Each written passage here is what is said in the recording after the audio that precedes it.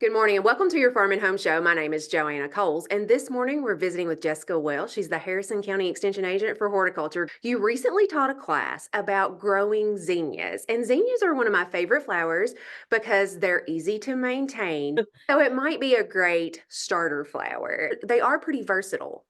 For sure. Yeah. So one of their most useful things is for cut flowers, which we do have a lot of cut flower growers. But then you also have the people like me who's just a homeowner that's not growing it for commercial production. So I just enjoy getting like the mixed pack of seeds from the store and planting those and having those, out my back window where I can look out and see all of the different colors blooming throughout the summer. Yeah. So zinnias, you can either direct seed, which is placing them where they're going to stay for their life, or you can transplant them, meaning you started them indoors and then you're going to bring them outside to plant. But they actually do best whenever it is direct seeded. They tend to be a stronger, healthier plant. So with that, we do have to be a little bit more cautious with the weather. So the recommendation is just after the last frost, which is hard to predict, but usually mid-April, you're good to go. You can direct seed. Best way to do that is just have a little area with your soil, work that up with like a metal rake and just scratch that surface really good, spread your seeds down, and then you can cover it lightly or just make sure you get a really good seed to soil contact whenever you're planting. They do not need to be planted deep. Only about 1/4 of an inch deep is generally what's recommended.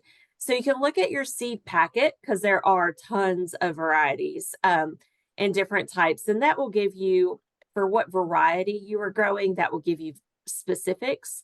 But generally about 1/4 of an inch is fine. So we're just a really shallow planting and just want to make sure we get that good seed to soil contact and doing it after the danger of frost is gone. And then just watering it in really good.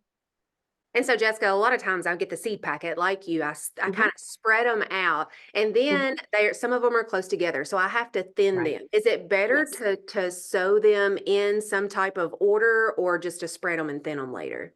So that's kind of a personal choice as far as how you do that. Definitely thinning them is an important thing if you did sow them too densely together. One of the only diseases that hits zinnias is powdery mildew. So if you're not familiar with that, that's a fungus, and fungal spores absolutely love like those hot, humid, dense conditions, which we have the heat and humidity in the summer for sure, and that's when our zinnias are growing. So if we can allow them more space between the individual plants, then that will help with that powdery mildew issue and help from the spread of that because they do tend to get that. There are resistant varieties out there, but not a ton of resistant varieties. So just your spacing is important. Another thing to look at is on the actual packet of seeds, it will tell you your spacing because there are some that the blooms get like as big as your palm, like a several inches wide. So with that bloom that large, your plant is also going to be larger. And then others only get a couple of inches wide with the bloom. So it just kind of depends on what you're growing. So be mindful of that when you are planting, when you are seeding. For your spacing, just so you can have enough space for that plant to be comfortable and to allow it to reach its potential, as well as just allowing airflow around those individual plants. But they make wonderful cut flowers, even for, just what you're growing in your backyard. Doesn't matter what variety you choose, they all work well as cut flowers.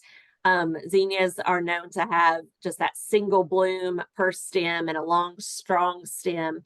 And so we can cut those easily for harvest and bring them indoors, put them in a vase, and it can really light up your house during the summer.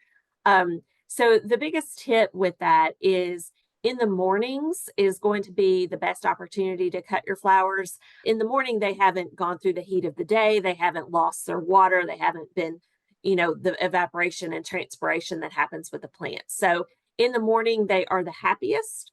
So we can cut those and put them in lukewarm water, and then they should last for several days indoors once they've been cut. Thanks for watching and have a great day.